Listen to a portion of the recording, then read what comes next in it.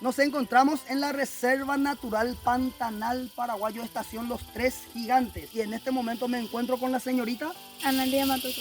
Analía Matoso, la hija de la jefa de manejos Lourdes Matoso. Ahora ella nos va a explicar qué vamos a hacer. Como verán acá, estamos en el sendero ahí. Por acá vamos a ver que estamos en la entrada. Bueno, acá dice que tardan 2 horas, pero tarda menos. Pero si vas a ver aves o vas a buscar mariposas, puedes tardar las 2 horas, si no te vas a quedar en el mirador también. El mirador sería una torre de observación, ¿verdad? Como dice acá. Sí. Y tengo entendido que el recorrido tiene una distancia total de 1400 metros. Así que de esta forma damos inicio al recorrido.